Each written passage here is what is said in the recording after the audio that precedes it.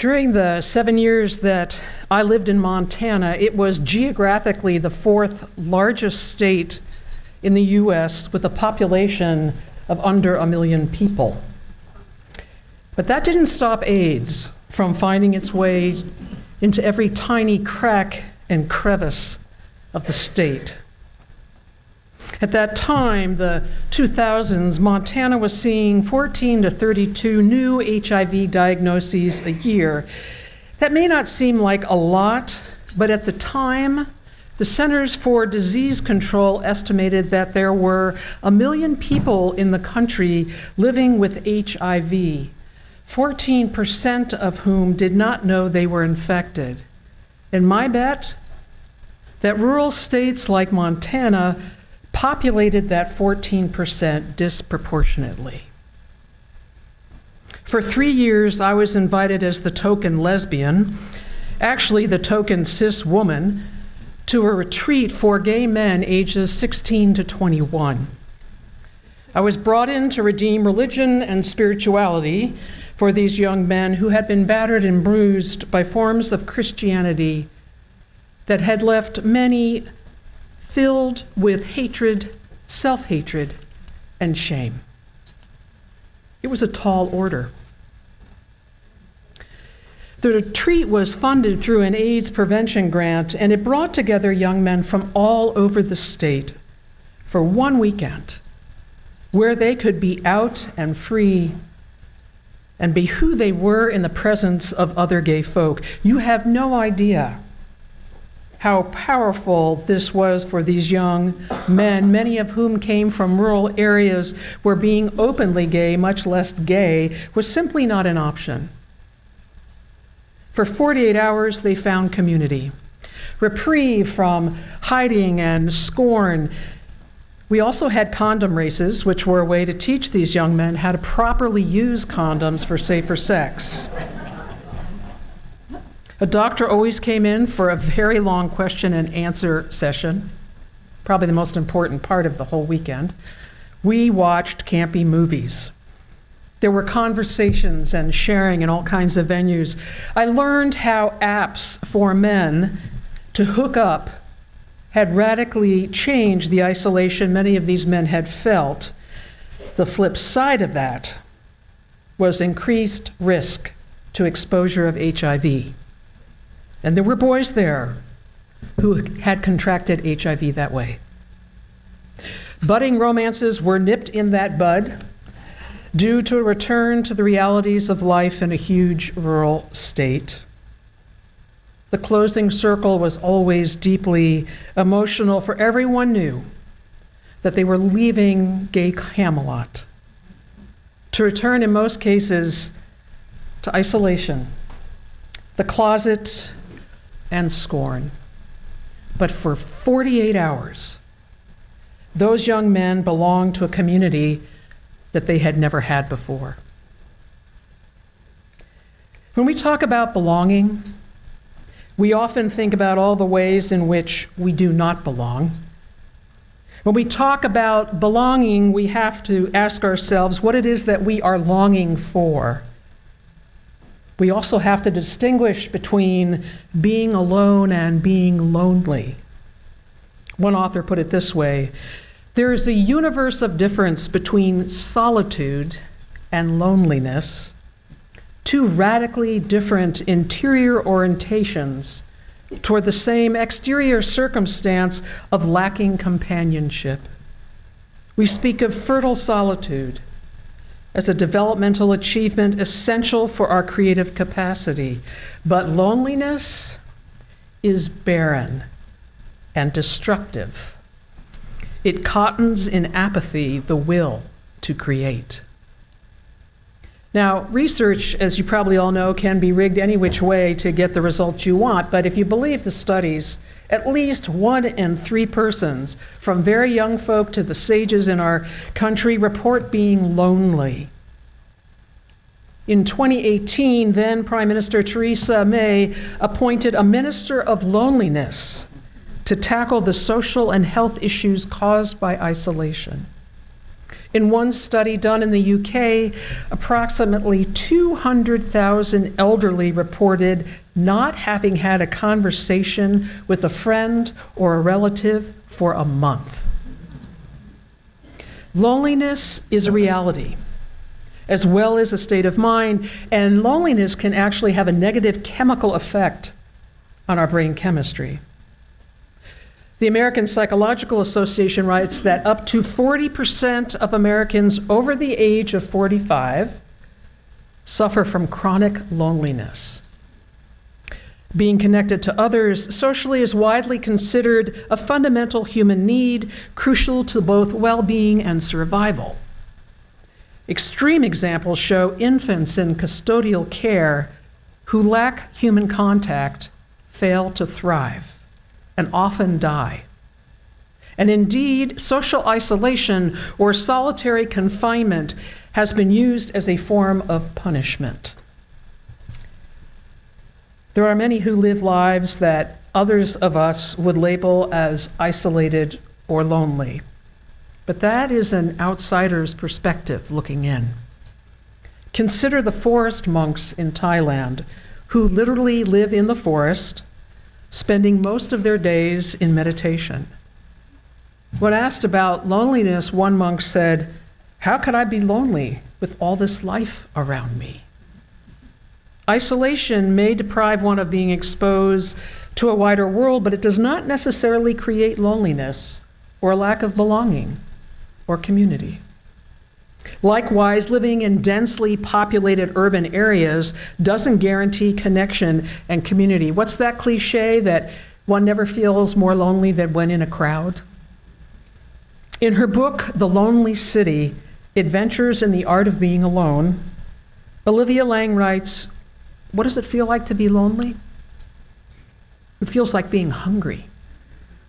Like being hungry when everyone around you is readying for a feast. It feels shameful and alarming. And over time, these feelings radiate outward, making the lonely person increasingly isolated, increasingly estranged. It hurts in the way that feelings do, and it also has physical consequences that take place invisibly inside the closed compartments of the body. It advances, is what I'm trying to say. It advances, cold as ice, clear as glass, enclosing and engulfing. It is difficult to confess, difficult too to categorize, like depression, a state with which it often intersects. It can run deep in the fabric of a person. There is the existential loneliness of the human condition, and then there is also situational loneliness. I don't think loneliness in a sense of being alone, the only person that you can rely on, which many of us discover in our teenage years, is limited to just those years. We come up against the fundamental questions of who am I and where do I belong repeatedly over the course of our lives. This is the existential loneliness. Situational loneliness actually is often the result of societal and cultural factors. And as Sarah Skotchko wrote to me, she said that its origins lie in, quote, the fact that we no longer live in extended family units. We're working longer hours than ever. We're increasingly mobile and disconnected from our communities of geographic origin. And she went on to say, so many folks are disconnected from their families of origin. The average American will now move 12 times in their lifetime. Over a quarter of us do not know our neighbors. Transiency has created transient relationships. And ultimately, who knows if social media has made us hyper-connected or even further disconnected from one another. And some stages of our life is lonelier than others. Middle school comes to mind. You want to punish someone? Have them come back reincarnated as a middle school girl. And recently we've had several of the elders in our congregation die. Many of us did not know them, for their frailty prevented them from physically participating in the community. They may have been vital, core people in the church, but they faded, and they faded from us. Those of you who are of the sage age are experiencing the loneliness of being the one left behind, person by person, as you outlive your friends. And you are facing the unknown of your own death process, a process which in and of itself can only be done alone by that one dying, even when the one dying is in the midst of community. Existential loneliness, all the wondering questions and musings of our existence, is a given. Situational loneliness is not, and it is literally killing us. It's supposedly true that loneliness is far worse for our health than smoking 15 cigarettes a day. So what is the antidote for this epidemic of loneliness? Well, that depends on whom you consult. I consulted the Buddhists. Why? Because Buddhism appears to me to be fearless and unflinching when confronting the human condition. And because the Buddhist publication that I subscribe to just happened to arrive with several articles about loneliness in it. Imagine that. So one author wrote about loneliness and gave us 3 metaphors. And the first was the metaphor that loneliness is a child lost in a mall during the holiday season. Overload of the senses, a mass of people, a symphony of sound.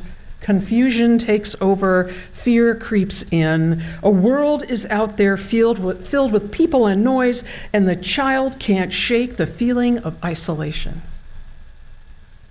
Metaphor. Loneliness is a cave without end, perpetual darkness, moving without seeing. You light a candle and the dark swallows it. Metaphor. Loneliness is the mysterious space in the brain between self-destructive thoughts.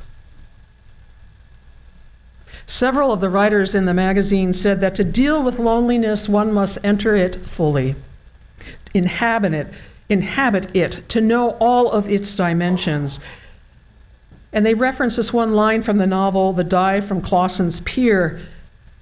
Lonely is a funny thing. It's almost like another person. After a while, it will keep you company if you let it. And then there's the writer Natalie Goldberg, who some of you might know for her book, Writing Down the Bones. And she speaks about the dog of loneliness that she dares not wander far from, for its bite keeps her alert, awake. She says she's not friends with the dog, that dog of loneliness, but she does want to keep it near, for we all live with it and it keeps us alive. Loneliness becomes a teacher, not something to flee or be frightened of. The irony of meditative practice done in isolation is that it can connect you to all that is, to everything. It's a way to ultimately experience that interconnectedness of all beings that Daniel was talking about in our 7th principle. It's that experience of what some call nirvana or enlightenment, a dropping away of the sense of self and a total immersion and connection to all that is. To be connected, go alone. One of the teachings of the Vietnamese monk Thich Nhat Hanh is that in the paper, there is the cloud. In other words, see the paper, see the cloud. Everything in the world holds everything else. Everything is interconnected. I remember once being in a workshop about communication where the leader opened with this statement, "Your mind, don't go there alone." And we all laughed like you did just now. And, I think we laugh because we all know that our inner voices can make a mess of us with its torment of, I'm not good enough. I'm all alone. I'm ashamed. Nobody loves me. I am unlovable, etc., etc., etc. Some of us are able to find connection by going it alone. Others find it in person-to-person community. The antidote to that monkey mind of not enoughness is that sense of connection, of knowing who one's peeps are, having a place, belonging, relationship. A student once asked his Korean Buddhist teacher, which of the three jewels is the greatest? In Buddhism, there are three jewels. There is the Buddha, there is the Dharma or teaching, and there is the Sangha or the community. And what answer do you think the teacher gave? The Sangha, the community. So two paths, both with the same goal: to confront the existential loneliness of our individual human beingness, and one to go alone and enter fully into the loneliness that will ultimately allow one to see the cloud in the paper, the interconnection of all that is. And two, to end one's longing by belonging to others in community. But even that involvement in community doesn't guarantee that loneliness will abate. The onus on belonging gets put back on each one of us individually. Loneliness and the desire to belong are mammalian, and I would argue that it's innate for we humans. The longing to belong is nearly universal, and yes, there's always going to be exceptions to the rule. Belonging most often happens in small tribes or units or pods of folk. Some of us are tied by blood. Others have chosen family. Some of us have 12-step groups. Others have buds who we go to the pub with and drink beer. We have book groups, we have play groups, game groups, crafting groups, rock hounding groups, birding groups, writing groups, hiking groups, quilting groups, adventure groups, groups for folks with cancer, groups for survivors of cancer, for queer folk, for people with HIV, for parenting, food groups. You know, every kind of group you can imagine, built from a common interest or experience that allows connection.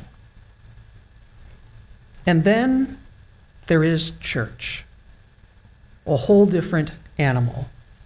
It was Robert Frost who said that home is the place where when you have to go there, they have to take you in. I had to look that quote up to get the exact wording. Read the whole thing sometime. Anyway, I think that many of us come to church hoping for the same thing, that church will be the place where when we go there, when we have to go there because all else has failed us, we will be taken in. Taken in, welcomed, included, finding a place to belong, finding people we can call our own, living into our longing to belong. And yet, even here, in church, we can feel as if we do not belong, that there is no place for us. One of the sentiments that gets expressed when a church experiences numerical growth is that the intimacy will be lost and that not everyone will know everyone else. Well, here's the truth. The larger the church, the easier it is to belong. Why? Because of something called small group ministry groups. And here at UUCE, these small groups are facilitated around our theme for the month. It is a way to know one another beyond those sort of awkward conversations in our fellowship time of, hello, how are you? What do you do? How many children do you have? How'd you find us? Questions that get exhausted quickly and leave an awkward silence. These groups cannot guarantee belonging, but they sure can be the incubator for belonging and connection.